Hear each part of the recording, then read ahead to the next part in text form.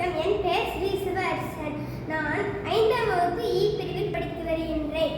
பல குரல் பேச்சு பேச வந்துள்ளேன். கிளி